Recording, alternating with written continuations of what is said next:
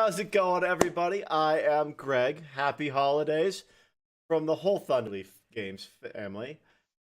We are here today with another Monster of the Week horror special. I'm really excited for this one. So let's kick it off with a question, as always. And Mike, what is your favorite Christmas? I gotta go with Christmas Vacation. Can't go wrong with that. Just watch that one. It's a good A lot of fun.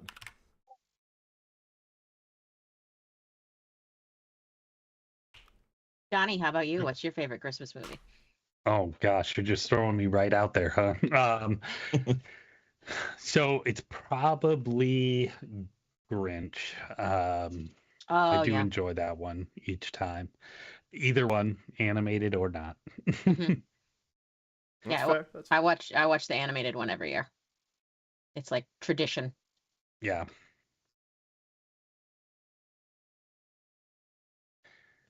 Bring us to Amy then.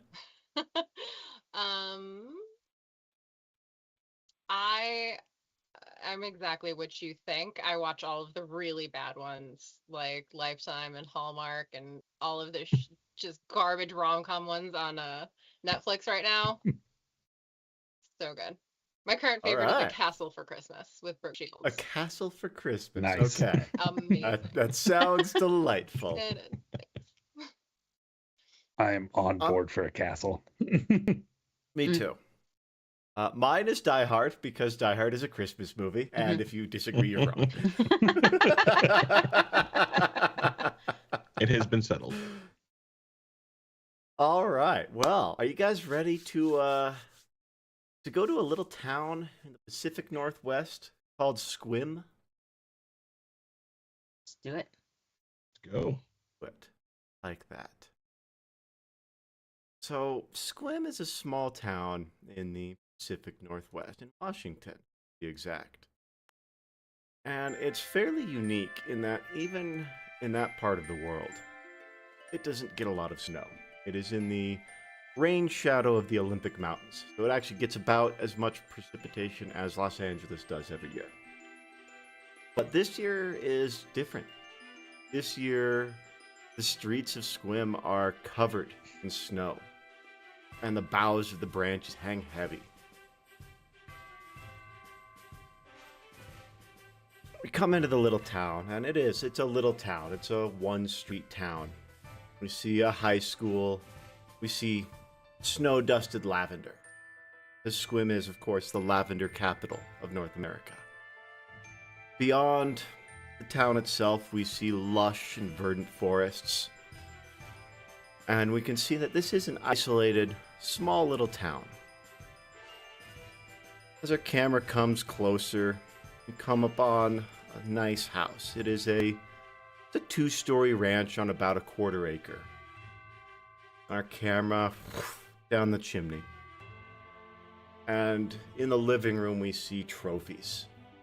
We see medals. We see newspaper clippings.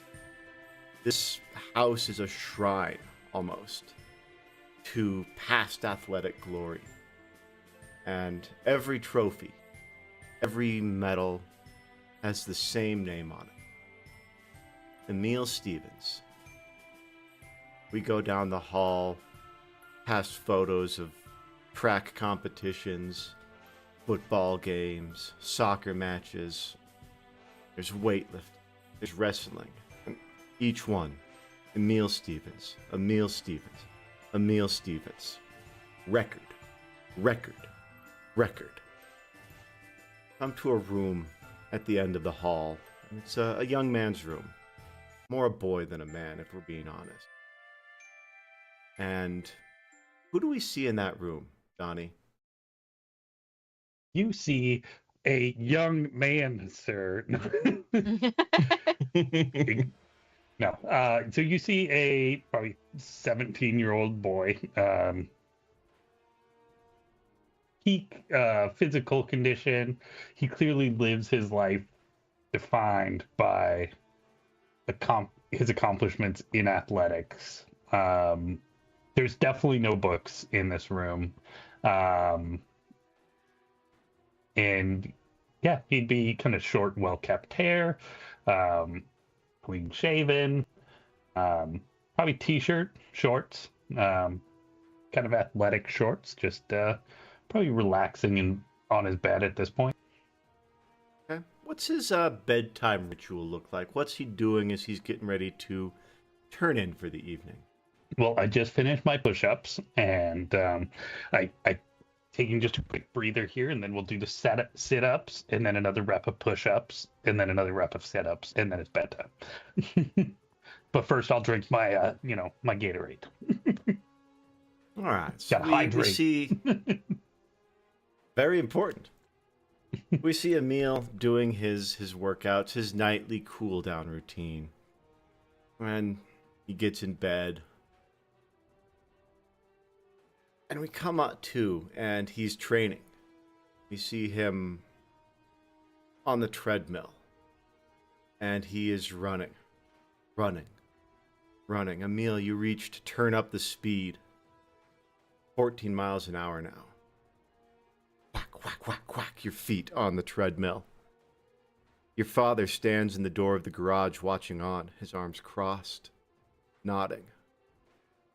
You embrace the suck because records don't earn themselves. You're on the bench, ready to set a new PR. Emil Senior, your father, is spotting you. You strain, you heave, but you manage to clear it. He smiles. The big game is tomorrow. You're out with your friends.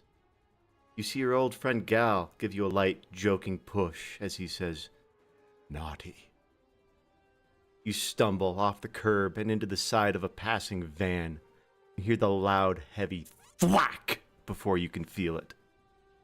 You see your friends gathered around you. You see the blue, red lights of an ambulance wash over whatever you're looking up at, cars, your friends. It's hard to tell. From the hospital bed, you watch on your phone as Brock Mitchell earns the record for most goals in a championship game. Your record. You see your father shaking his head. You see yourself on a flat, padded table, the black pleather cloying at your skin as you struggle through simple movements with your leg. The pain is as excruciating as it is exhausting. You see yourself walking for graduation with crutches. You see yourself now in your late 20s, pulling into a parking space and hanging a blue placard behind the mirror.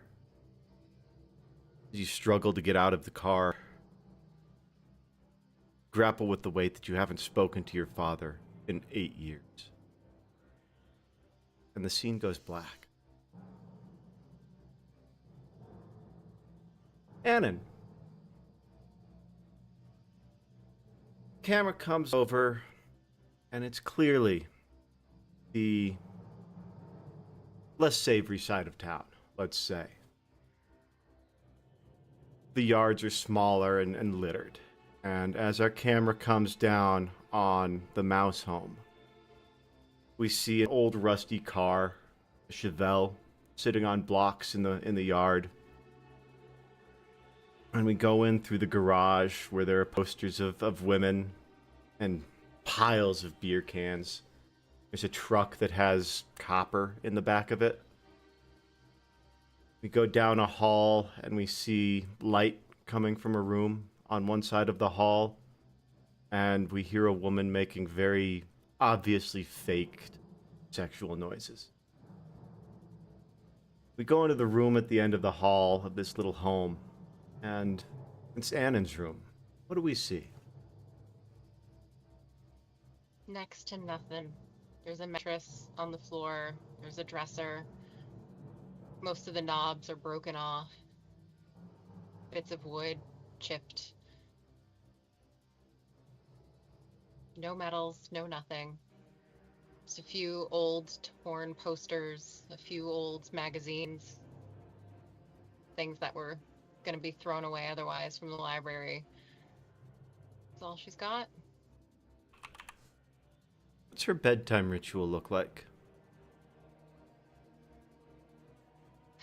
She just tries to block out as much as she can. The pillows tucked around her ears, making everything as dark as she can, blankets over her head, just doing what she can to not exist for a minute and hopefully fall asleep as quick as she can. Well, she sits there, pillows clutched around her head, blocking out the sound of her parents fighting again.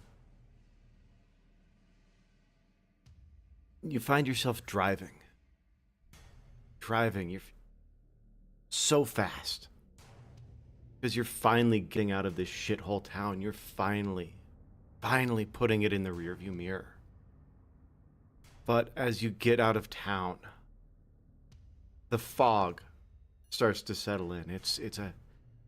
At first it's just a normal fog, but it becomes heavy, thick. So thick you have to slow. And you're driving. You want to be going fast. Everything in your body is screaming, go. Put it behind you. But you know these roads curve. If you drive too fast, you'll wreck.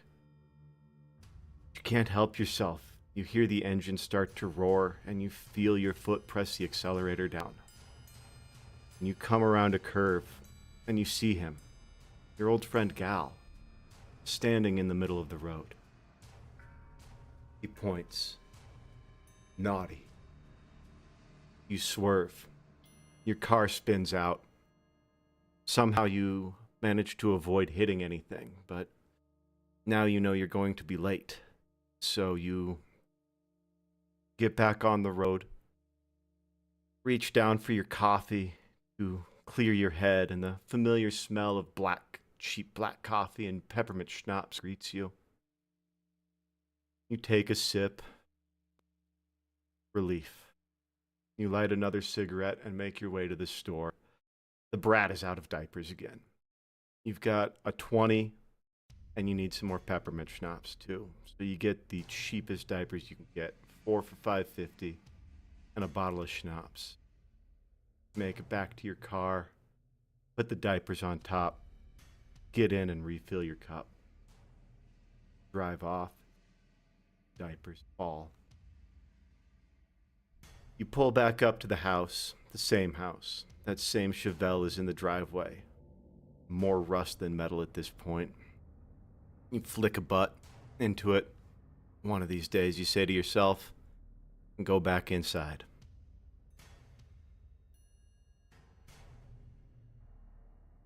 Joe. Our camera comes out of the mouse home. And we go all the way across town. The lots start getting bigger, the houses start getting nicer, and by the time our camera starts to settle in on one, it is very clearly the nicest building in Sequim. There are large, tended lavender fields out back. There are nice cars in the driveway. We go inside through the garage and we see help. We see staff. We see Abigail, your mother. Still pretty, but very much a shell of who she used to be. And she's flirting with one of the staff. Your father's not around. The camera goes through this vast, empty home. Christmas decorations all around, white lights, you know. Come into Josephine's room. And who do we see? You see Jo, and she is pretty tall, pretty lean. She's the epitome of the homecoming queen. It's got long, wavy hair, and she is honestly, she's very polite. She's got that Southern hospitality, even though we're in the Pacific Northwest. She is prim and proper and was taught the right things to say at the right time and which fork to use at dinner. It's very proper upbringing. Her room is just filled with ornate chests of drawers and cabinets, and she's got fresh lavender from the fields out back on her bureau. And what does Joe's bedtime ritual look like? Well, after she helps Mom clean up, because we do have servants, but it's still polite. So we help take the dishes to the kitchen, and then I make sure all the dogs are fed and they get their nighttime kisses. And then it's time for prayers and hit the sack. You say your prayers, Joe. Tuck yourself in, comfortable and warm. Gentle scent of lavender wafting over you as you drift to sleep. You come to, and you're on a stage. They're handing you a bouquet and a tiara. And you know you did it. You were the first girl in Sequim history to be named Homecoming Queen 4 years running. It took a lot of work and it took a lot of time, but you earned the adoration, the love, the respect. Everybody at Sequim. More than that, though, you'd earned your parents' love and respect. But none of them know your secret. Somehow, you had all of them fooled. It's homecoming. The dance is perfect. Your dance with the king is sweet and tasteful. You make off to the bathroom with your friends to get a little drunk. Normal homecoming stuff. You laugh, you joke. You guys pile in the limo and make your way back to the Abernathy estate. The gates open up, but instead of the idyllic, pristine homestead you're used to, there is a collection of squad cars. All with their lights flashing. Sheriff opens the door of the limo and asks you to step out. Your parents stand on the dais in front of the entrance. Your mother sobbing into your father's chest as he just shakes his head. You're sitting in court, a public defender next to you. Your parents will not make eye contact with you. The gavel comes down, and your old friend Gal sits as the judge. He reads the verdict. Naughty. The court erupts into a cacophony of cheers and cries as you're handcuffed and hauled away. And you can see your mother still sobbing. Your father looks at you, shakes his head, turns away with you. Camera leaves the estate of the Abernathys. Come closer to the center of town. Nice craftsman-style homes, traditional working-class neighborhood. And our camera zips up the street. We go into one of these nice little craftsman's homes. And we see Alex Williams, Eddie's father, sitting at the kitchen table, his grocery store uniform messy, his tie undone, and he's just running numbers. Camera goes upstairs. We see a small memorial in loving memory of Sandra. Woman looks like she would have been about the same age as Alex we saw downstairs. Go into one bedroom. And what do we see, Eddie, in this little bedroom of yours? It's a bit of a mess. The bed hasn't been made in months. There's posters on the wall, but they're kind of haphazardly taped. And if you were to look closely, it would be because there's kind of notes and articles taped up behind them, but kind of trendy posters hanging down to kind of cover some of his things. And Eddie is most likely on the bed, reading through whatever kind of occult book he was able to get his little hands on. Okay. And is that how he generally falls asleep, is reading on his bed? Yep. See Eddie, his face smashed by the pages of a book. And he wakes up in a park His friends are with him. Eddie, it's a beautiful day. The sun is shining. There's a nice breeze. You're walking through the park with your friends, and you feel seen. You feel accepted. You feel believed. More than all of that, you feel loved. But storm clouds grow on the horizon and lightning flashes. A sure sign that the monsters that you know so well are coming. You warn your friends and they believe you. Of course they do. You know this better than anyone. The park has a community center, the safest place you'll be able to get to. As you're leading them there, you look back, and one of the monsters has ripped a friend away. Her screams are drowned out by the distant thunder. But you have to keep going. You can save the rest of them. You get to the shelter and you lock the doors, but something must have made it in here with you, because when you turn around, there's a body of one of your friends at your feet, and the others are nowhere to be found. Frantic, frenzied, you tear through the halls of the community center searching for them. And you find them huddled in a small room. As you burst through the door, you see terror on their faces and they scream. And you look down to see the bloody knife in your hand as you start to stab. Stab. Stab. And you look down, and your old friend Gal sputters up, "Naughty," before going limp in your arms. Everything goes black and you wake up, but you can't move. Your arms and legs are bound. You cannot scream. Your face is covered. You open your eyes and find yourself in a padded room.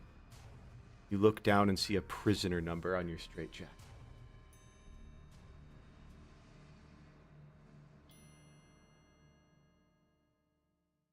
The next day at school, heaviness weighs over all of you. Not only because of these horrible dreams, but because 1 year ago today, your friend Gal died. And only you, only the four of you know why. Know how even. It's a rough school day, and at one point, Anna, the principal, comes in and just hands you a slip and says, "You got it again today." Walks out. Eddie, principal comes to you in the afternoon and hands you a slip. He says, "Detention, Eddie. I expected better from you." I thought we were sneakier than that. All right. Emil, same thing. Principal comes in, hands you a slip. "Detention, young man. I don't think you're going to be earning any records this way." You're muted.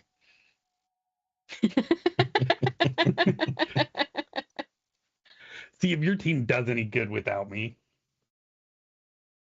Well, just think about how you're the one who let him down, kid. And he walks away. Joe, why do you have detention? There Well, what must be happened under some the bleachers? misunderstanding. Miss Josephine Abernathy would never have detention. I don't understand what this is about. I think the principal comes in and says, "Joe, we've got some kids. They're having a hard time. Maybe you could help us out with them." Of course. Oh, I You're gonna spend just be you're my gonna spend the pleasure. afternoon in detention, and you're gonna get to meet some of the hard cases around the school. But if anyone here can handle it, I know you can help turn them around. Absolutely, sir. Thank you for this opportunity. Thanks, kid. You're the best. School day passes. It's now about 3 in the afternoon, and do all of you show up to the library where you've been ordered for detention? Joke's will. on you. I was going there anyway. I had to ask directions. The janitor is very surprised when you ask him where the library is. But then I saw Joe walking the hallways, and I was like, I'll just follow Joe around. Makes sense. So the principal gets all of you guys there. Principal Weathers, you know him. He's a good guy. He really does look out for you kids. You can tell that. But kind of looks over you guys, and you all know why you're here. We can't keep doing this. You know, this is a small school, and it really affects people when you guys are as disruptive as you are. I mean, come on, think about everybody you're letting down here. Kind of looks at you, Emil, and he looks at you, Eddie. Passes over you, Annan. Just get your shit together, kids, and my door's always open if you need. You can tell he's kind of frustrated that he's having to deal with this stuff, but he does want to be available for you. Behind the checkout counter is an elderly woman. You know her as Ms. Weiskopf. And she's sitting there, reading. And you guys are left in this library on your own, more or less. You know what you did 1 year ago today. You know each of you individually knows that you had a dream where Gal showed up. And he pointed at you and said you were guilty. Naughty. You guys do. Take solace in the fact that we all know Gal put himself in danger. Bro made choices.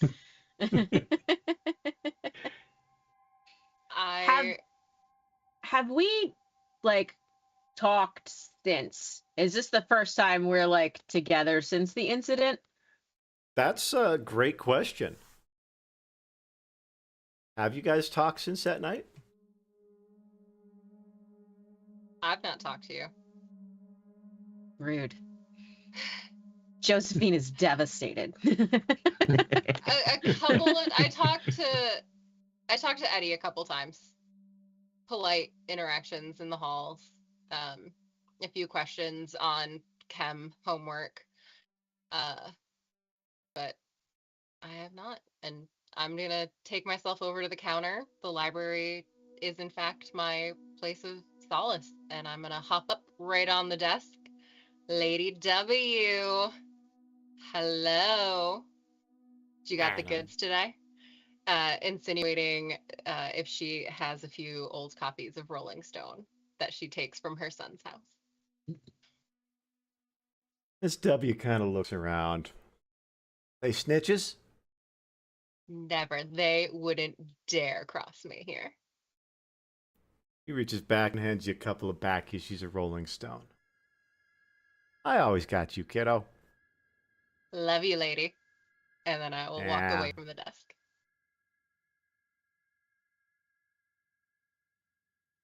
You look down at the Rolling Stone issues you've got, and one of them is about a death of a musician. And the cover is it's graphic. It's a shot of the car that he died in. And as you look at this, you don't see the musician. You see your friend, Gal, in that car.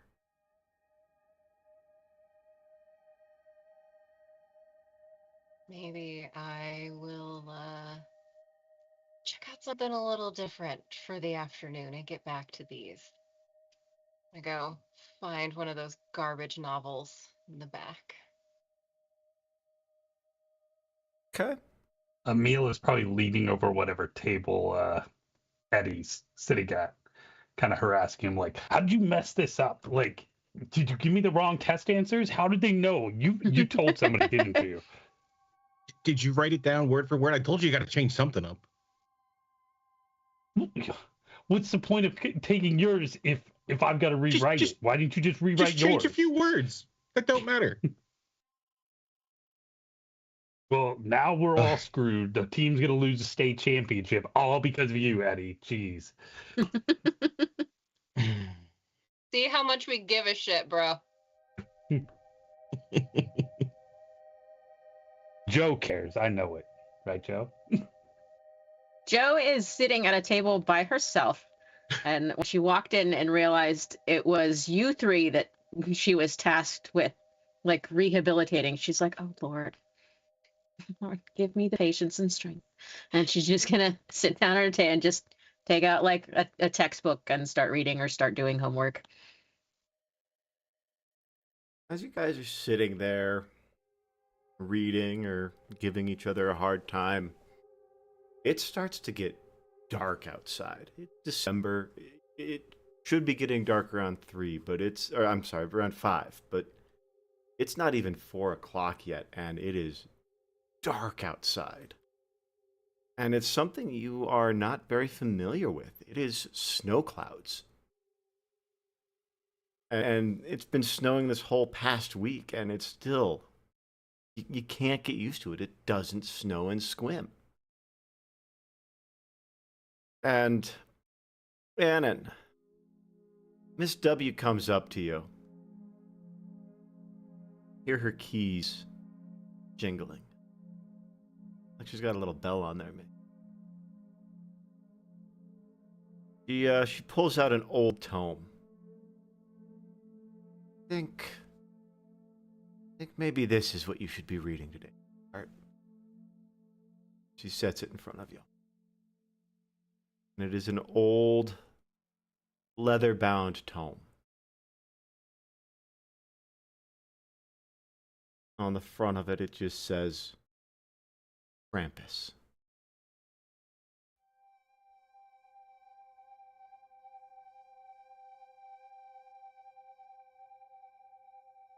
Thank you, Mrs. W. He nods. Walks off. Hey, what Miss Widecock give you? That is not Okay. her name. Watch your tongue. Literally the only situation with which I don't appreciate that. Literally the only decent person in this entire town, bro. Come on. And it's a book. You know, this is a library. I know it's very new and scary for you, but these are books. You open them and they have words. It's really Do you fun. open it when you say that? Yeah. As you open that, you see on the front page, table of contents. But it's just your names.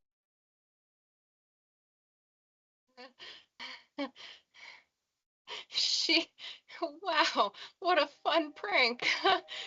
She's getting older. She must have gotten confused and thought this was Halloween. I'll go talk to her about that. What prank? What happened? Nothing. I'm sure it's Does just. Oh, Mrs. W, you know her. Real wild child. Just gonna look at her. Okay. Yeah. If you go to look for Miss W, she is not around. Spry for an old lady. You guys saw her too, right? Think she was here? She's Yeah, no, always here. she's always. Yeah, everybody Like, she except might sit Emil here. would recognize her. yeah, but Coach told me all about Miss Widecock. Oh yeah, no, Coach told you all about her.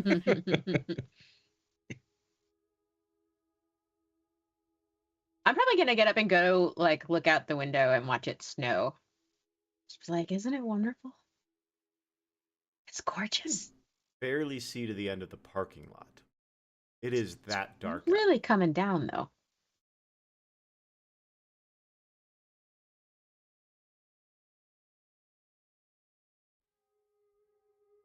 I'd better call one of the servants to come get me. I don't want to drive home in this. Emil probably hears this and sidles up to the window. Don't worry about it, Joe. My dad got me a truck last summer. Like, it's cool. I'll take you home. Notoriously bad in snow. You do know that, right? Oh no. I'm like a pro driver. Okay. Opposite, I hear it. And then as I was approaching to admire the snow with you, you just hear a scoff and I turn and I walk away. You look back into the book.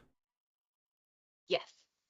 After All right. everyone's kind of gotten away from beside me. Okay, so you are alone, and the first chapter in the book is Annan. And you go through the book, start turning the pages, and it is a picture story of the nightmare you had last night.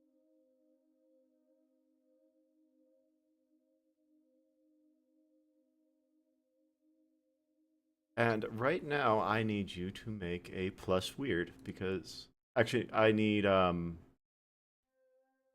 to make the plus weird, because Joe has a top of the match ability.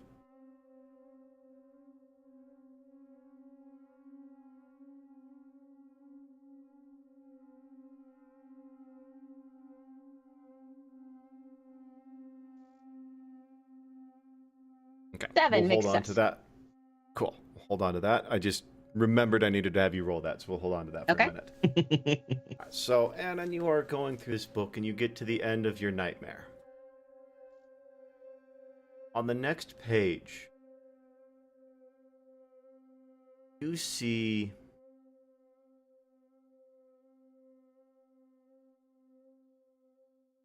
Gal, and he is just pointing at you. And his body is mutilated by the way he was killed. What does that look like?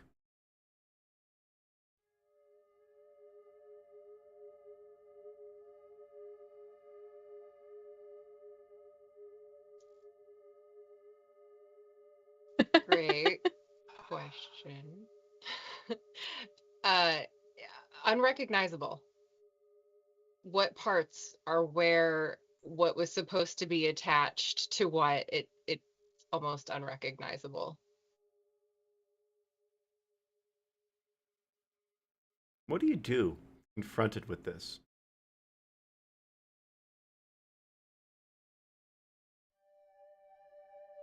Just kind of hold my breath and try to keep it together. I see shit every day. I deal with horrors every day. What is this?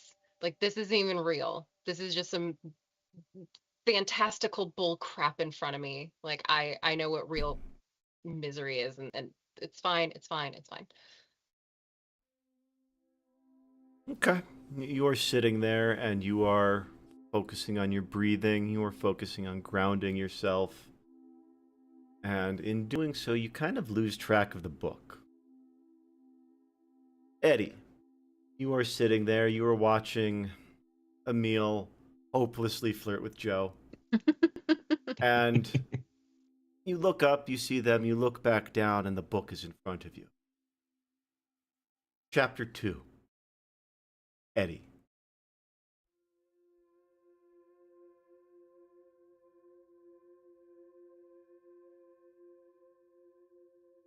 You go through it, Yeah, absolutely. and again, it is your dream, your nightmare from last night. Picture by picture. Get to that last frame, that last scene of you, great jacket.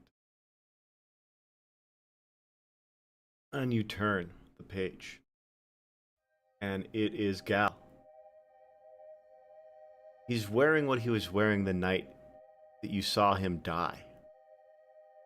What is he wearing? It's the remains of, black sweatpants, all dressed in black, just kind of tattered. Had some gloves, little kind of bandana thing, what used to be around his mouth. How do you handle this? What's going through your head as you see this? So I think just slam the book shut and then kind of open it up again, trying to hit the same page to see if it's still there. It is. I'm going to scroll back and kind of see if what the previous chapter looks like. You see... Have you been to Anna's house? I would think not, but I don't know. You see... In this page, as you see somebody driving. It's all first person, so you have no idea whose nightmare this is, but they're driving. They're driving. They swerve to avoid Gal, it looks like. They're going somewhere. They're running late. They need their fix. They get it and they ignore a responsibility. And they return home. And you see Gal and his body mutilated. Everything displaced.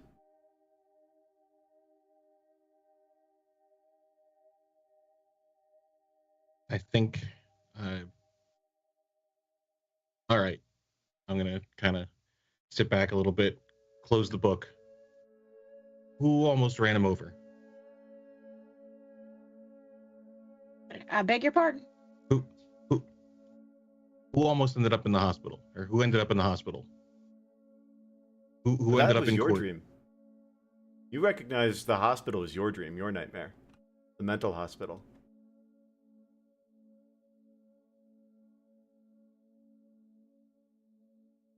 This This is snap weird. out of it and notice the book with Eddie? Yeah, as Eddie calls out, who almost ran him over. You snap out of it, you notice the book is gone and Eddie has it, and he's asking about your dream. Fuck, man, why did you take that? Yeah, I thought you gave it to me. It was just sitting here. No, the hell? I had it at the other table. I didn't get up. Me neither. Jesus Christ, Eddie, what is but- in this? I don't know, but it's weird, and it can't be a coincidence that we're all here and we're all in this book today. I mean, it's just some stupid book, and Emil's gonna grab it and try and open it. Emil, you open it, and you see your nightmare. You see yourself failing. You see yourself coming up short. You see yourself losing capacity, losing ability, and you see your relationship with your father collapse because of that. And you get to that last page where you're prying yourself out of your car. And you turn to the next page, and you see Gal doing what he was doing the night that he died. What do you see? We were probably drinking together, and I was with him probably just before he left, and whatever happened, I was supposed to drive him home or something, and I got too wasted, so I didn't drive him home. And I kind of see this and think about it, and then I'm like, God, what is this book, you freaks? How did you get this? And I kind of throw it back on the table. It opens to Joe's chapter. You flip through it? I think I probably peek at it. I see that it looks like my dream. I'm going to immediately slam the book shut. Just that is enough of that. We're not all here for some mystic reason. We're here because you're dumber than a box of rocks and you had to cheat off of Eddie. And you're here because you're just you, aren't you? Hang on. And she's gonna take the book back up to the checkout and just place it there and walk back to a table and sit down. As you're walking back to the table, you hear Miss Weishoff. Really should finish this book, sweetie. I grab the book. I just go past you and I knock your shoulder as I walk by, and I grab it. What's the matter, princess? Last chapter not so perfect. Not a happy ending. Was yours? I mean, look at this. How could this not end gloriously? Joe, I'm gonna immediately open to Joe's chapter. as you do, Joe, you get a headache with pictures? Like you've been getting these lately. They're almost visions, premonitions. You're not sure yet. But you see all four of you desperately trying to get to a craftsman home in the snow, being pursued. Pursued by what? Vision ends before you can idea it. But you know it is scary. You are terrified. I'm probably going to go to my bag and pop some pills that I've got.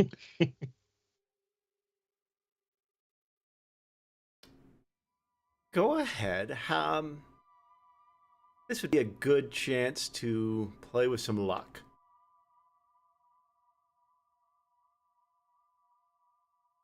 So, how do we want to do this? I think, like I do with all of our short shots, I gave you guys 3 luck instead of the full 7, so that it's a little bit tighter.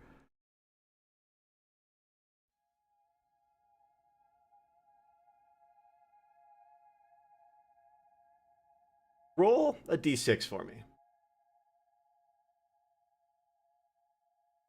Actually, you know what? Before that, what kind of pills would Joe have in her bag?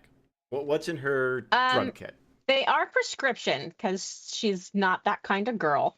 But it's probably like a Xanax or something because she's definitely told her parents that she's getting these headaches. Okay.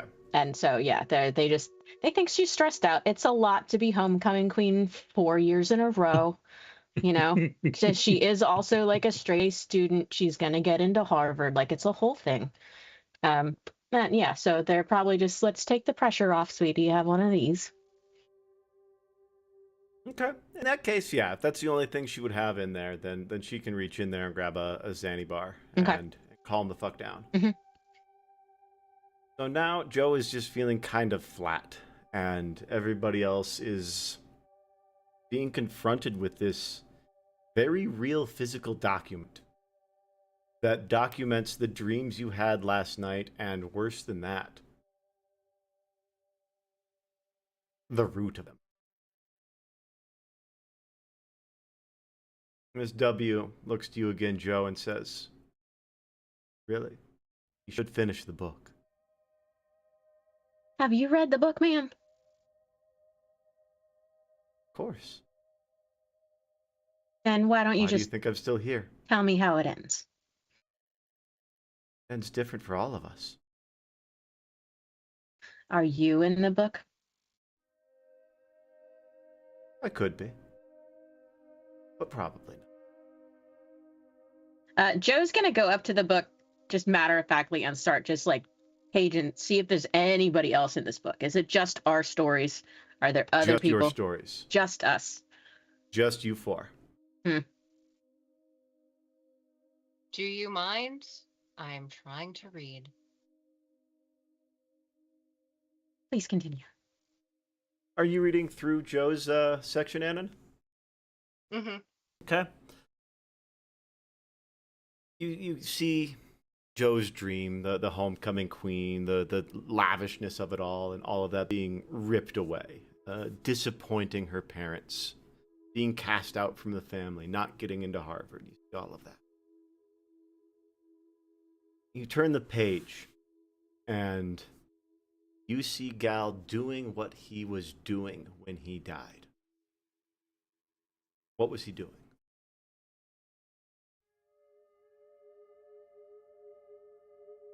He was executing a plan.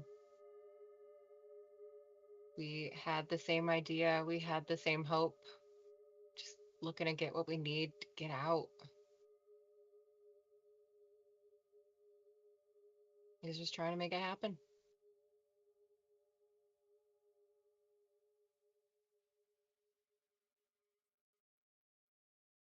You guys look down at your clock, your watches, and it's 7 o'clock. You guys have been in here for hours. Doesn't feel like any time has passed. Miss W stands. It's time for you to go. Starts shutting off the lights in the library. Fine. Emil, you've got your truck. You could definitely fit everybody in there. I don't know how anybody else got to school. I think Joe sounds like she had a driver. I had feet. If you need a ride, and then, I mean, the Rolls Royce is just around the corner. I hate the things that come out of your mouth. Just need you to know. Okay, that. but it is storming, and just get in the car. I thought you were gonna Annan let me give you a ride. a pit stop. Yeah, how about I take your fancy ass car and you can ride with that one? Annan makes a pit stop into the teacher's lounge and goes into the fridge and is just taking whatever's in there and putting it in her bag to take home. Or are you looking for, like, food stuff or alcohol? Yes. Like literally just food. Okay, okay. I mean, yeah. Literally, she's shopping for dinner. Okay, cool. the Yeah, you're teacher's able to lounge. get there. There's a couple of Tupperware spaghetti. Somebody had some pork chops they didn't eat today, and 3 sandwiches. Perfect. All in the bag. I am perfectly capable of walking. And I am sure that your wonderful car and wonderful driver couldn't figure out how to get to my neighborhood or how to get back home again. So I think I got this. Thank you. You know, I'm afraid I must insist. And she's actually going to take you by the arm and start like walking you out of the school. As you guys get Non-negotiable. outside, and then you realize it would be a fucking stupid idea to walk in this storm. Like, you're smart enough to know this is... You don't have winter clothes. This is Sequim. You've got a hoodie and jeans, tops. You don't have boots. You don't have a warm coat. It's probably 20 degrees out, and it's getting colder, and it's wet.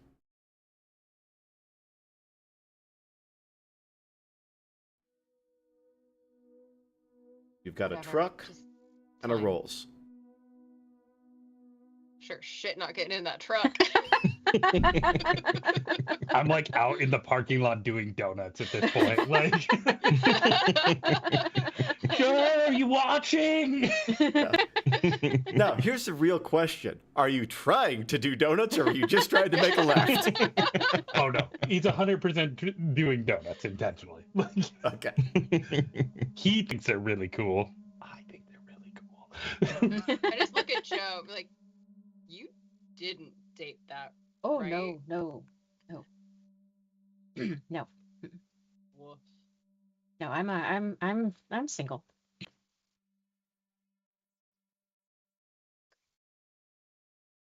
Sorry, Donnie. I really love you as a human. Gonna be so mean to character. I feel bad already. It's fine. I'm just gonna cry myself to sleep. What a fucking loser. All right. So, who's getting in what vehicles? So I'm definitely getting in my Rolls. Rolls. Yeah. I guess Annan's getting Daddy's the Rolls? That I think so. Yeah. All right. Eddie? Can I pocket the book on the way out? Like, just throw it in my bag? Yeah, absolutely. Keep saying I have the book. Why do you keep stealing it from me? Eddie, It's a gift. stop stealing the book. It's So I was looking for the weird. book. There. As Eddie starts to look for the book, it kind of is found by Eddie. But if you had been if you go searching for it, it ends up in your bag. It seems like whoever is looking for this book can find it. I think while I'm doing donuts, I probably like look over at the passenger seat and I'm like trying to look out the window at like everybody standing there. And I actually see it sitting on the passenger seat. Okay. And that's when I hit the pole in the parking lot. Oh, perfect. no. I'm not even going to make you have you roll for it. Yes, I love it. You hit a pole. And being that this is a big, I'm kind of picturing this as more of a cosmetic truck than a working truck. Oh yeah. Like Okay. Yeah. No, because it's so lifted, you actually cracked the radiator on the pedestal for the light pole. And you are now leaking antifreeze. can I get a ride, Joe? Yeah, I think I'll hurry over to the truck while he's slipping in the snow, trying to see if he's all right. Yeah, he's fine. He wasn't going fast enough. He thought he was going really fast, but he wasn't going fast enough to do more than crack the Spinning radiator. out in the snow. Pretty much. Oh man, that's it's not looking too good. Yeah, Your you new think truck. my dad's gonna notice? Like, I'm sure he could just buy you a new one. yeah. You really are a little bit broken inside, aren't you? What, me? What are you talking about? No, Like- my life is perfect. Like, I mean, I'm gonna be homecoming king this year with Joe, and like, I mean, I'm gonna lead the state. It's gonna be awesome. My life's perfect. Perfect. Yeah, that's why you have to say it out loud so many times. You do start to believe it at some point, huh? Brutal. Whatever. And I go walk towards Joe. I just hand you a Slim Jim that I found. I definitely take it and start eating it. Olive branch, Slim Jim. So you guys pile into the rolls, and your driver, Giles, is extremely competent. He knows the town. He's very good at driving, and the Rolls is a damn good car. It's also heavy as fuck, so it's great on the snow. How are we doing this? Are we dropping everybody off? Are we doing everybody goes to one place? What would you like to do? What are you telling Giles? Well, I'm assuming they all want to go home. Yes? Yeah, I'm gonna give an address that's not mine. It's basically kind of like the last almost decent house before you get into the real shit where I live. So it's probably like a block and a half up. And I'm going to request to get there. And then I'll start to kind of walk towards that house and wait till the car goes off, and then I'll walk back to my actual place. Okay, we can stop at Annan's first. Does anybody watch Annan as the car is driving away? The Rolls. Joe for sure does. So Joe, you see Annan start like she's going to the house that she was dropped off at, and then you see her turn and walk up the street towards what you know to be the worst part of town. Oh, Giles, please stop the car.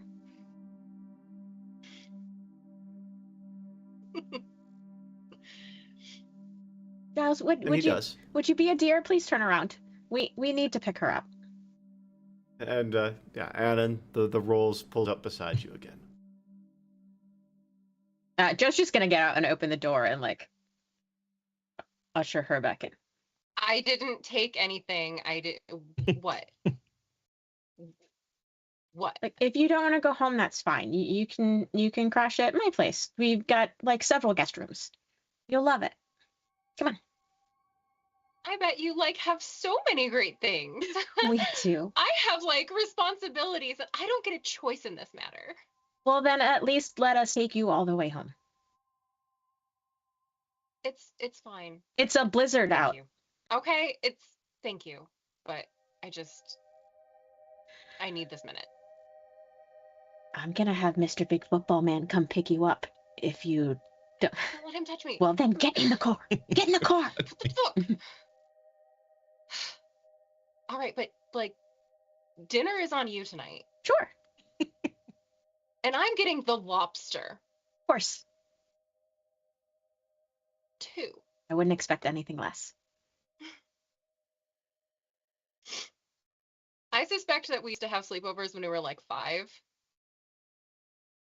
And then what And happened? then, it got weird. And then, yeah, you became pretty and never talked to me again. I think is not. what No. happened. Yeah, that's what happened. Classic story. Best friends cut off because one got hot. That's the real horror tonight. Getting hot. Yeah, Getting pretty. Yeah. yeah. All right, so you guys are able to get Annan wrangled back into the rolls. Where's Giles stopping next? Apparently, we need a seafood buffet. I just assumed you had some at home. It's a coastal state. Yeah, it's a better bet than not that you have lobster at home and your Okay. cook will be ready to, Okay. make a double lobster stuffed with tacos. Giles, would you please ring the chef and tell them we'll be having guests for dinner? Of course. How many, man? And she's gonna look at the other two. Would you care to? Yes. Okay. Of course. Plus 3. You'll hear him. You are gonna up get in that dinner date. He rolls the divider back up and you hear him make the call. Muffled. And the limo rolls head back to the Abernathy estate. Pull up and Joe, it's feeling familiar to your dream. Pulling up in a limo with friends in the car. And the gate opens up, and Annan, you're recognizing this too, because you looked at her dream, right? Mm-hmm. You pull up, I imagine you're probably both a little bit anxious. But there are no police lights, there are no police cars, there is your mom's Lexus there, and then your dad's Land Rover is gone. But it's a weeknight, so he's probably sleeping at the office again. How's his secretary doing? Oh, she's great. Secretary Feeling knows the it. family better than the dad does. And knows the dad better than the mom She knows does. that dad real good. Oh, yeah. I'm just gonna look at Joe and just kind of remembering days of our youth and just kind of give that side eye, like something. It seems different from when we were kids.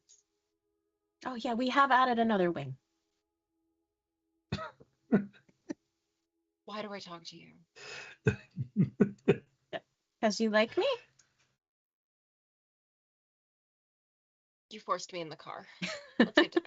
You guys come inside out of the nice covered carport area, and servant opens the door for you.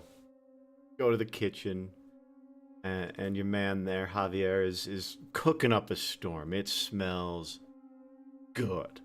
You've got lobster going. He's got fresh biscuits in the oven.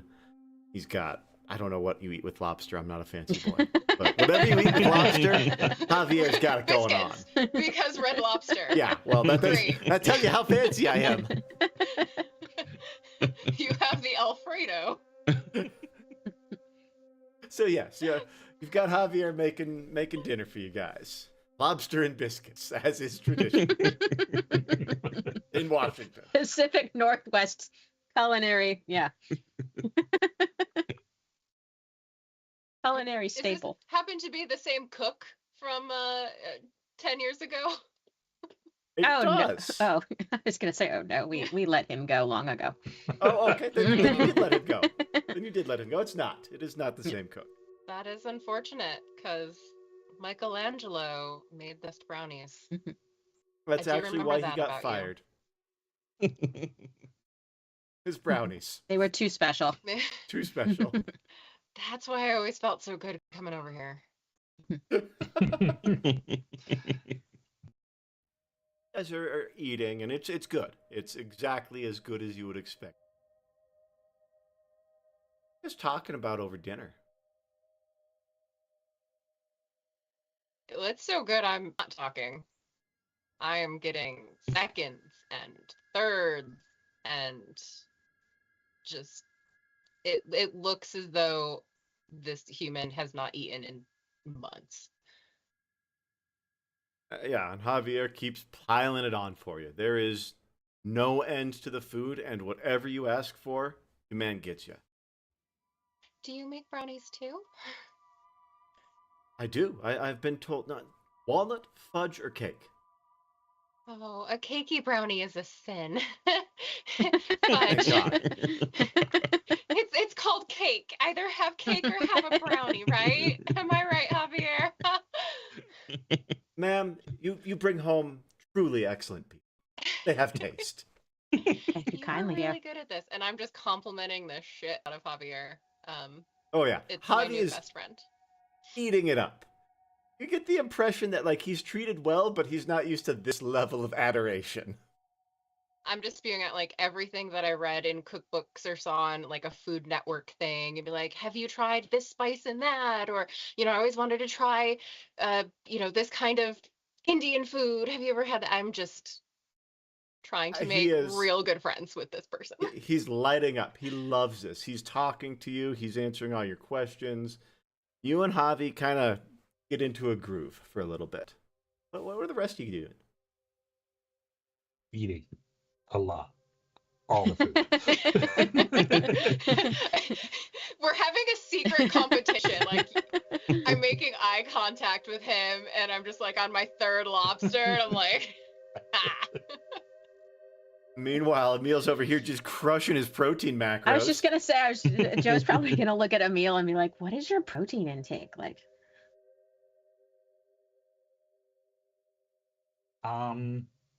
What's not protein? Oh, okay. Which is Well, that loaf of bread you just ate. No, that was protein supplement bread because I put the lobster on and then ate it, so it still counts as protein. He's gonna be one of those guys that has a heart attack at like 42. For sure. No, my dad made it to 45 eating like this. It's fine. Like he only Before his just first now heart has attack? All right.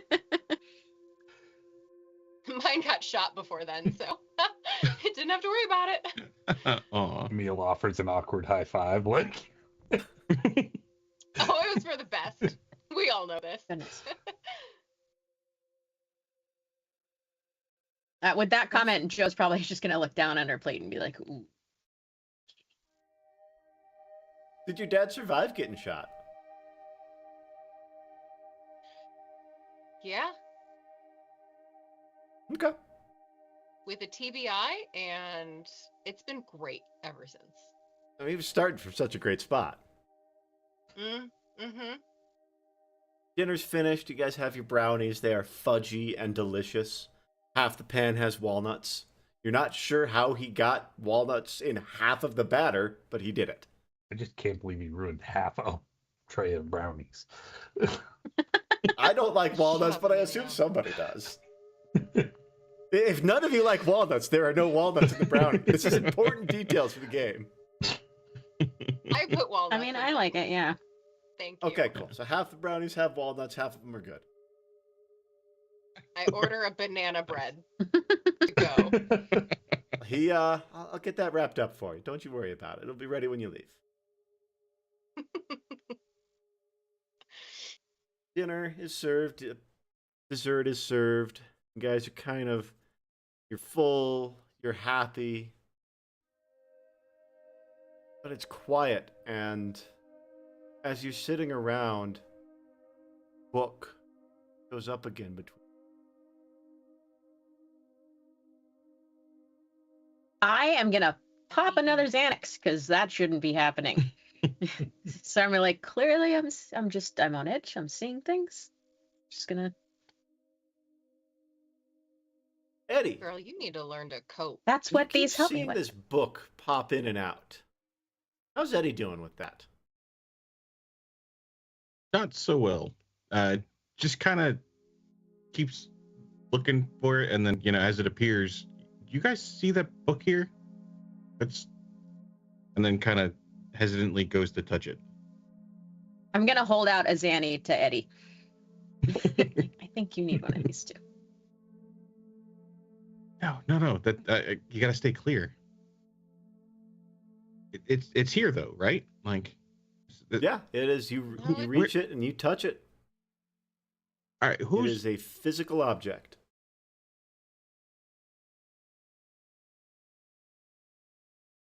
who had the book? I went to look for it and I couldn't find it.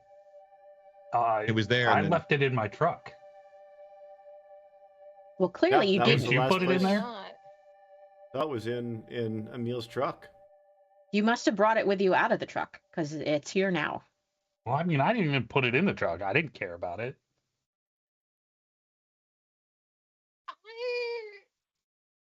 I'll be right back. I'm gonna go use that nice bathroom upstairs. I don't remember that much in your house.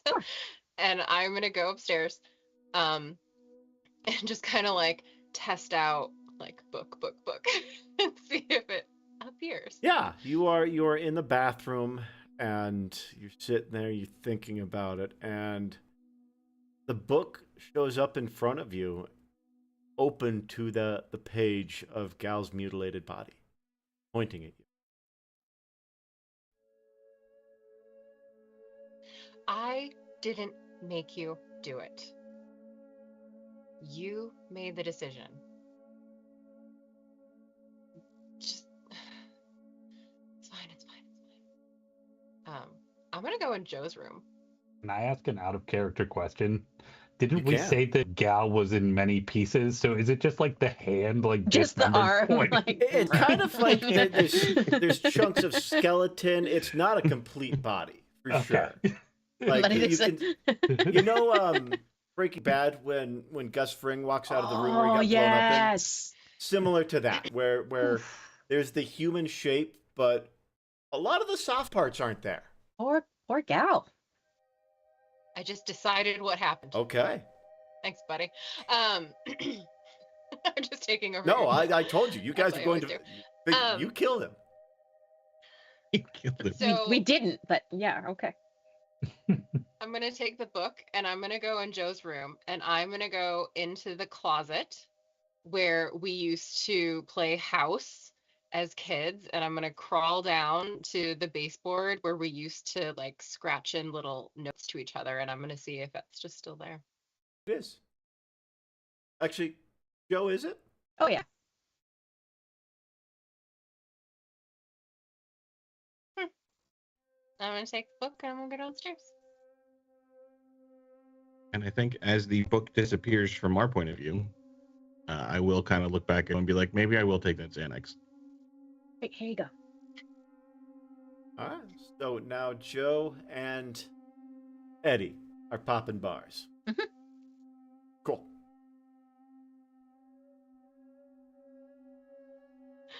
Godspeed. The DM's writing down, bitches are high. Not high, mellow. Mellow, neutral, Mm. non-reactive. Yeah. Your reaction time is so good. She's got a big football player. This will be fine. Okay. Yeah, you guys, the book has disappeared in the basement. Now Annan is coming, or in the main room. Annan's coming back downstairs with the book, you said? Mhm. Okay. Guys, it's psychic? I don't I don't know how that The works. book is psychic? I went upstairs and I just pictured the book and it just like it knows. It knows that we're calling for it. It knows that we're thinking about it and it just I know Eddie had the book. I left it here. And like I was looking at it. it's right here. Did you see it disappear? I didn't Yeah, see it it disappear. It was just there and was then there, and then wasn't. it wasn't.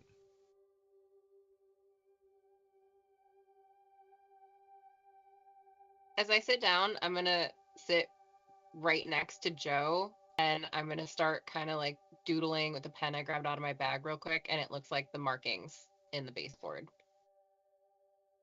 I was gonna smile.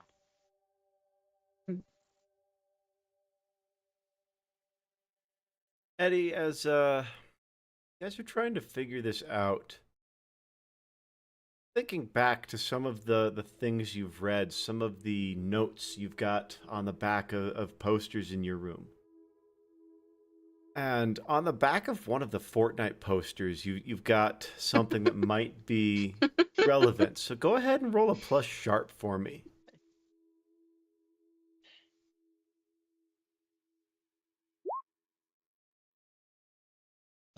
12. Advanced success. I know my posters. You know your posters. Something about this reminded you about a month ago. You were getting ready for winter season and you knew that monsters changed with the seasons. And you knew that folkloric monsters were something told you it was going to be folklore monsters here that was going to be the one you had to watch out for. And so you remember taping up behind your Fortnite poster a diagram for a weapon.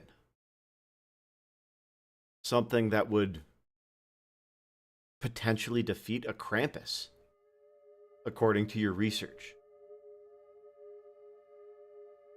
And you know that with that advanced success, you know that in your workshop, you could put that together.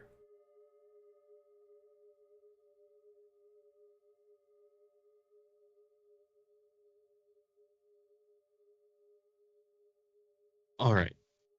I think I got it, guys. We need to get the Fortnite gun. Well, it's not really. It's on the poster. Anyway, this, you know how monsters change with the seasons, right? So this is winter now, so we're dealing with kind of like Bigfoots and Krampuses and Wendigos and whatnot. But there's this idea that I found, and I think we could make it. Keep ourselves safe from whatever is making this book show up. Joe, what did you give It Eddie? was just one Xanax bar. Hey, Eddie, man, like I've read every book in that library, and I'm sorry, man, I'm not following. Okay. I've got some books that weren't in the library, and I can show you guys. We just got to get back to my place. I keep them in my room. What? We can kind I'm of sorry. flip through. Let's just rewind a little bit, honey. What do you mean monsters change with the season?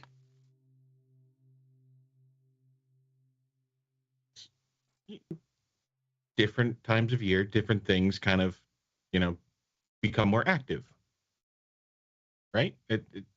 Like animals have a cycle, monsters have a cycle. Monsters. Yeah, Like that. like how you're a bitch the first week of every month. I love that you haven't changed. Never will. Never will. And she's probably going to look at Emil, who I'm assuming is picking walnuts out of the remaining bunnies. Uh-huh. I'd be like, are you hearing monsters here? Are you following What any else of makes this? this book appear? I mean, I just figured it was the pills you guys took. You guys are kind of crazy. I mean, it's just a book, right? Like, Books usually, I've read some books. They usually don't appear when you think about them. I don't know. Think of a book. See if it shows up on the table. I think about the How about a Krampus magazine? book. Honey,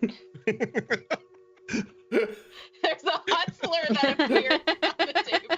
This guy's a Sports Illustrated, yeah. Swimsuit issue.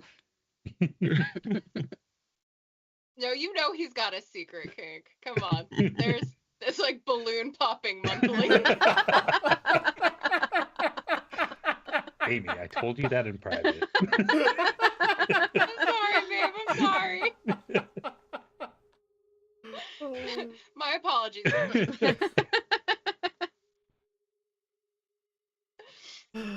Oh. Yeah, no, What do you Emil guys do? wants to think of something different, but regardless, he thinks of the Krampus book. And it shows up in front of you. The book showed up. That's fucking Okay. creepy. Right? All right, so you said, so we got to kill the book? What? With a video game gun? Something is making this book appear here. Whether it's the book itself, whether it's something that controls the book, but there's something going on, and I don't like how threatening those last panels are for us. So I'm just saying we should take precautions to protect ourselves while we figure out what is happening. With a video game gun. Well, no, it's just on the back of a video game poster, but it came from a book that wasn't from the video game. One time I got beat with one of those old Nintendo guns. They are effective. Just saying. Well, we should probably, I don't know, stock up on some stuff. I mean, if there's anything that we need, it's got to be in this house. What do you think we need, Eddie? I Well, look around. Oh, Eddie, not Emil. Sorry. I know who I am. God Don't love you. I question don't me. think you can answer that question. That's really how I got caught, is I wrote Eddie on the top of my test. you copied the name too. Yeah, you Nice. okay, I like that. You were copying that, yeah.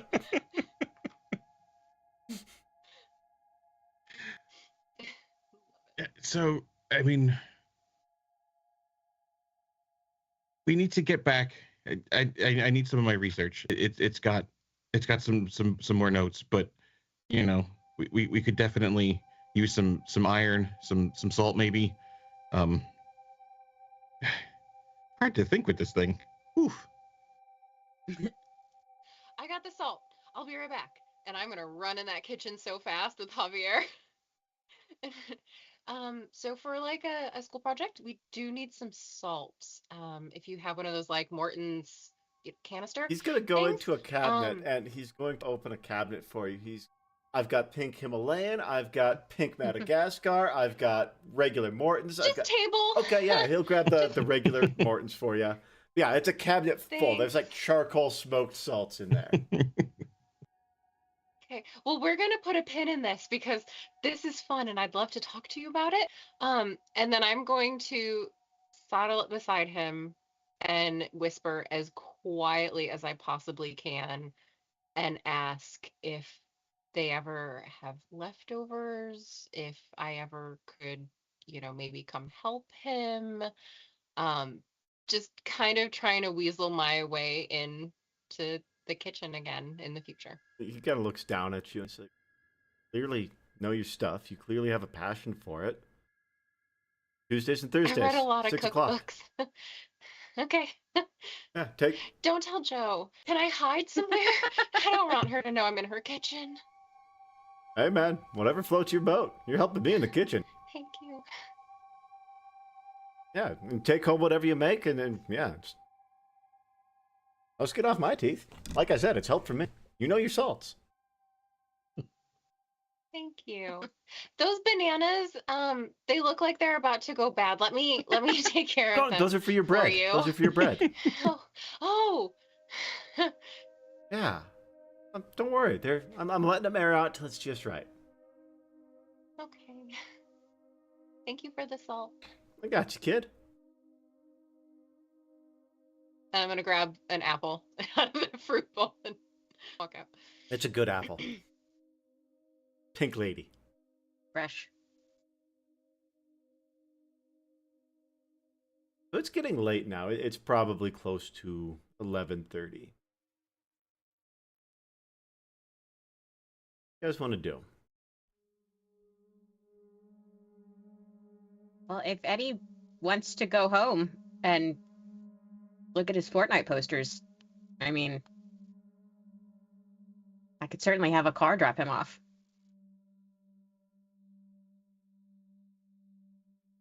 It sounds weird, but I mean, Eddie usually knows his stuff. Like, I've never known him to get something wrong. Okay, but he's talking about seasonal monsters. Yeah, well, we have a magic fucking book, and weird stuff is happening. Okay. Okay. I mean, girl, you do you. I'm just saying, if I think I'm gonna go and I'm gonna help Eddie and at least take a look at what he's talking about. That's all. Emil? Whatever. Sit. I'll go with. I'm full. I'm happy now. Like, Food coming out over there. yeah, don't have anything better to do tonight. You were going, right, Joe? Well, I mean, I'm already at home. I guess I could go.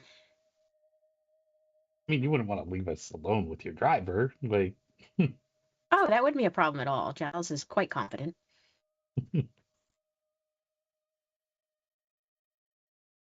Should Uh, should we so- bring anything, Eddie? Is there anything we need immediately? I have the salt. Perfect. So I think we'd said that I know that I've got everything else that we would need. Yeah. You've got some iron, and you've got the salt. You've got a little crucible set up in your workshop in the garage. Yeah, no, I think that's all we need. All right, I'll call for Giles and say we need a ride to Eddie's house, please. could I have found like Joe's dad's golf clubs and be just like swinging an iron around and just kind of carrying it with me? For sure. Oh yeah. They were back by the patio. You could tell he launches balls out into the lavender fields all day long. Mm-hmm. Like, yeah, there's a nice set there, tailor-made. You know, it's his loner set that he lets his friends have. Just to be clear, that Cheap shit. that thing was always that shelf was always that close to the door. I definitely didn't put a hole in the wall.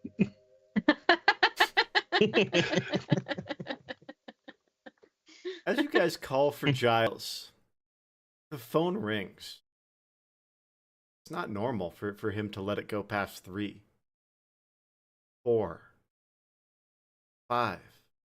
Goes to voicemail. Well, that's strange, but it is a little late. Maybe he's turned in early for the evening. I'll give Rupert a call.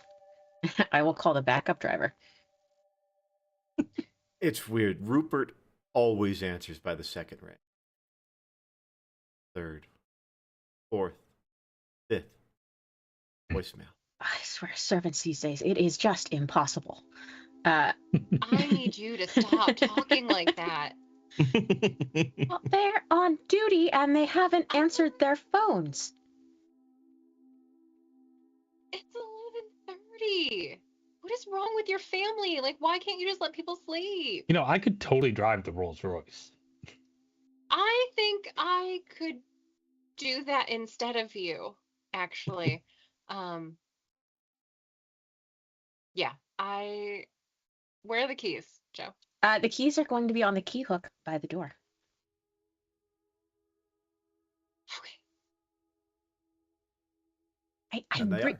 really don't think you should be driving a Rolls Royce. Do you even know how to drive a limo? I can drive anything. Since when? You know what, bitch? Watch this. And I'm going to go out there and I'm going to hotwire the car. Okay. Give me a. That's got to be a roll for something. Let's see. Oh, we're gonna go for that. I have driver, and it explicitly says that I can hotwire Son of a it. bitch. Okay, then you can hotwire this car. I'm just gonna be in the foyer being like, God damn it, she's so cool. Son of a bitch. It just says like the older it is, the easier it is for me to do, like, easier mechanics. But there's clearly like every tool, everything that I Yeah, can need. no, on this you're in a property, fully stocked garage. You can easily, you know the technique, you know the theory, you've got the tools. This rolls purrs to life for you. Keys on the hook still. Any more questions, Princess? I'm going to take the keys just in case. I'm gonna put them in my pocket, and I'm just gonna walk right by Anan and be like, and get in the back.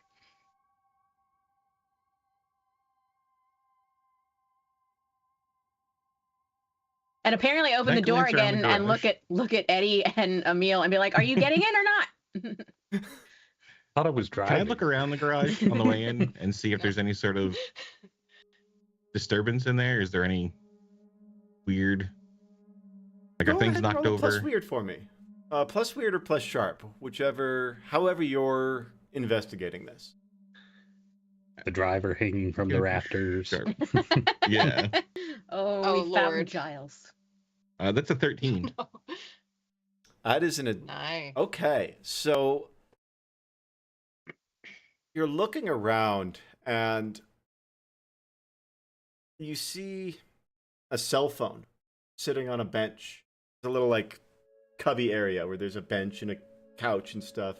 Looks like where the drivers probably hang out when they're on duty. And you see a cell phone on there. One missed call.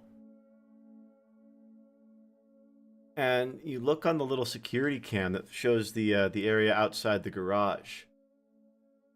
And you see, it looks like he's sitting there having a smoke. But the longer you look at it, is the image frozen? No, you can see snow blowing around, but Giles is just sitting there. Not moving. The longer you look, he's not smoking either.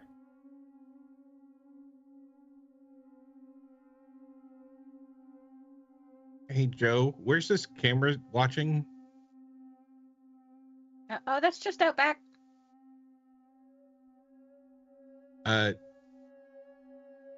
Giles, was it? Is just kind of standing there, not moving. And his phone is right here. He must have left it again. I'll go take it to him. And she will pick up the phone and just go out the back and around the corner to the little outside break area. Yeah, you go up back there and you tap Giles on the shoulder. He is rock solid. And you look, and there is ice coming off of his face, and a look of terror in his eyes. I'm going to drop the cell phone, like have my hands up, back away, probably get back into the garage, and then lose my shit. She is going to give like the most epic like scream girl scream. I'm just gonna start panicking. I can't even do it. So hands are gonna go. Yep.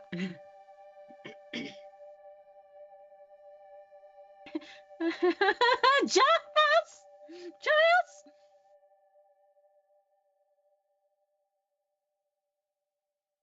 I just look back and forth between Joe and Eddie.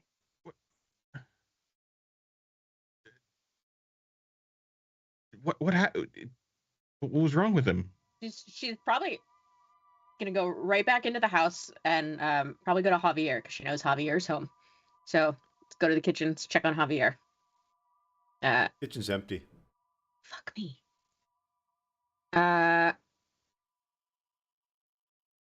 Who else? Who else would be? There's got to be a steward in the house.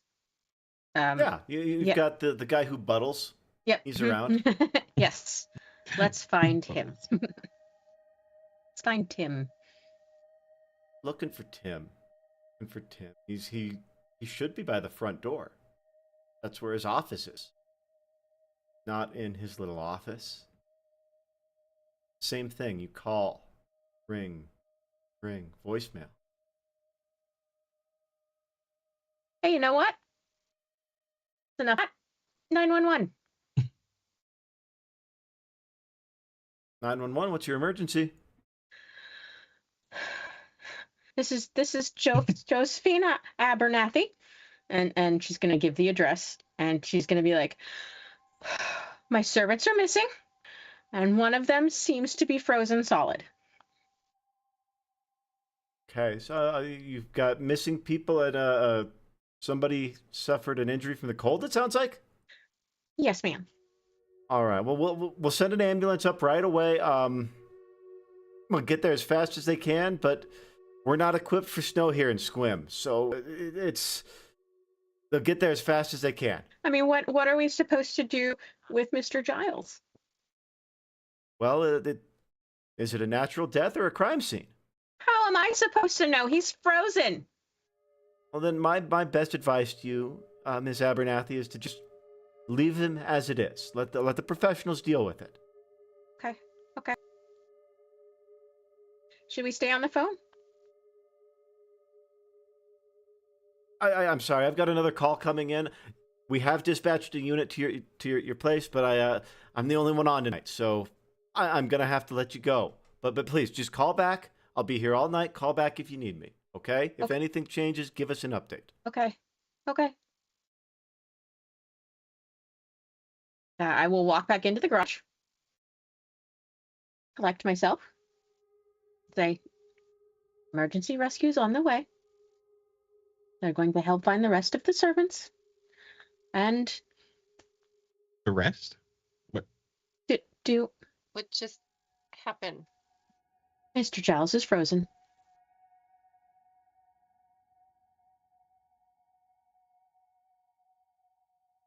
Frozen. He's frozen. He's frozen. He's frozen. What? There's People no don't turn way. into ice cubes. It's been a few hours. I've been out in the cold longer than that. You don't just literally freeze. I'm not lying to you, Anon. Go look. I'll go with you, Yeah. and I'm gonna poke him with the golf club. Yep. It is a. No. Are you going to poke or going to smack? Gonna take a No, nice no, whack. just like kid with the stick. Okay. Yeah, no, it's like poking a statue. Like his clothes have a little bit of give. You can tell they're actual frozen fabric, but you can tell it's like poking a piece of frozen meat. I'm pretty sure he's frozen. You are an astute motherfucker. Where'd you get those golf clubs? I suddenly feel the need to have one too. What the fuck? And I'll run around. I'm gonna just find things that look like weapons and start just hoarding that. Like, Okay. if it's sharp, if it's heavy, it's going in my bag. Cool. Okay. There is Rupert, Javier, and Tim are also missing. What do you mean, Javier? He's gone. What do you mean gone? Should we look Speaking around English. the house? Should we look outside? Do you think they went outside with like Giles? I know I just met him, but he would never abandon banana bread. What do you mean he's gone? There is almost assuredly like cameras throughout the house. Oh yeah. You guys yeah. have a very expensive security system. Yeah, so let's go there and see if we can find out where everyone has gone. Okay. You guys go to the security center in the home, and exactly what you would expect it to be. It's kind of a tiny little office room with a wall of screens. And look through the cameras. No one. No one. There's Giles. No one. Get to the front door. And you see the back of a man. A long black coat coming to a pair of points. You recognized him. And he's not moving. Standing in front of the front door. Tim? Keep going. Make a full round. You don't see Javier anywhere. Inside or out. I'd like to go to the kitchen screen and rewind until I see Javier in the kitchen. And maybe see like what door he went out of. You can follow him. Yeah, you can rewind and follow him. And you see him. He makes a banana bread and he finishes that. Puts a little note on it. And then he walks out. Goes through the other side entrance on the far side of the garage. Where the staff parking is. And you see him get into his truck and drive away. Oh, thank God. Okay. Okay, who wants to come with me to check on Tim? Can we see what happened? How long has he been out there? If you guys rewind, you can see about 2 hours ago. So while you guys were here, the camera gets a little fuzzy, almost staticky, and then you can see Tim has walked out there and he's in that position. And he doesn't move for the next 2 hours. Does the same thing happen to Giles? Yep. It just same gets thing. fuzzy. Do you think they're somehow alive? I really don't. And I'm done. I'm done. Rolls is hot. Let's get in the car. I'm going. Eddie, let's go. Let's go. Eddie and Anna are in the rolls. Emil? What's Joe doing? What's Emil doing? He's watching Joe for where Joe goes. And, yeah. Bless. Yeah, that tracks. Sweet little puppy. I mean, we should stay together, right? Well, yeah. I've been Okay. saying that for like 2 years now. All right, let's go. And just gonna jump in the Rolls Royce as well. Okay. Anna, you've got this thing running. It's warm. It's comfortable. It's the nicest thing you've ever been inside. And it's definitely the nicest thing you've ever been in control of. You like it. Feels powerful. Feels like freedom. You make your way out of the driveway, down the gate of the estate, and it's dangerous. It's slippery. It's slick and wet and heavy. But you get there. And you start making your way towards Eddie's house, whom he's giving you directions, or you've plugged it into your phone or something. And as the car pulls away, the camera's going to stay. Going to kind of turn, go back into town a little. Going to see the snow fade away and melt. Lower third comes up. Christmas 2024. It's evening.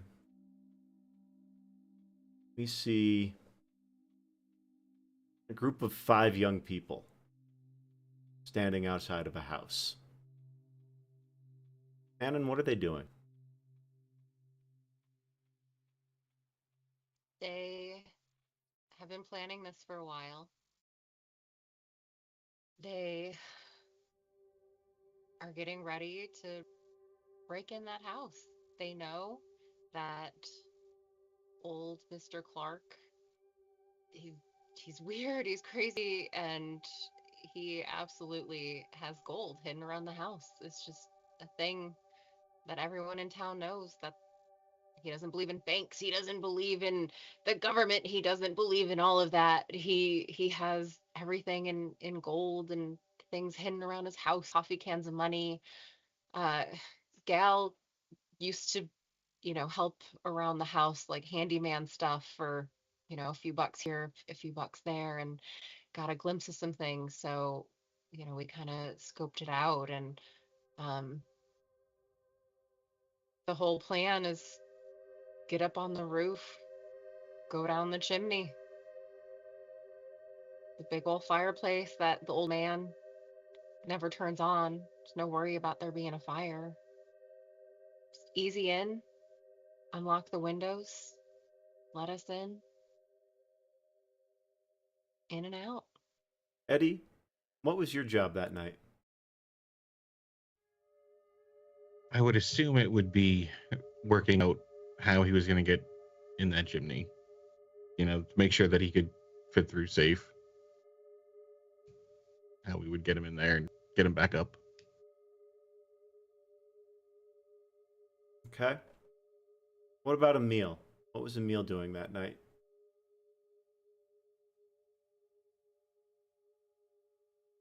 I mean, he probably was finishing his workout and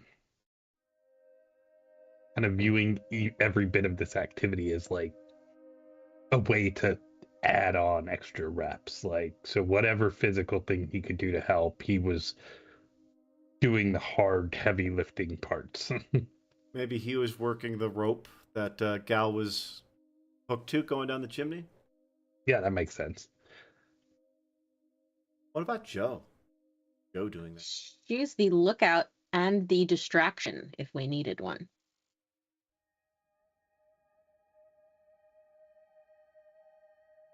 Yeah. Anna, you said you knew what happened.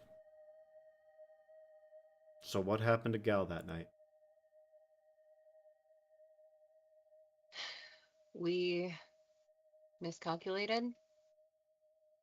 We didn't think to look at how the chimney is really built. It wasn't a straight shot down. There are areas that had kind of collapsed in, and the bricks, they got tighter, the hole got smaller, and he got stuck and couldn't pull up, couldn't get in to pull down. And when somebody finally got in, finally got in to help, and they pulled and they pulled, and flesh tore from bone as he squeezed through the chimney. I'm gonna leave it tonight. Oh, Guys, with Awesome. Gal's mutilated corpse sitting at the base of this chimney. All of you implicated in the crime that led to his death. And we'll catch you next week. Oh, thank you for hanging out with us as always. It's an absolute blast. Make sure you hit that like, subscribe, all that stuff, because that really, really does help us out. We are going to be pre-recording the next session for this, so it's not going to be live, but that is going to be hitting soon. We'll keep an eye out for that. And yeah, thank you all for joining us. As always, I've had so much fun trying to scare the pants off of all y'all. Good times. All right, we'll catch you guys next time. bye, Later. everybody.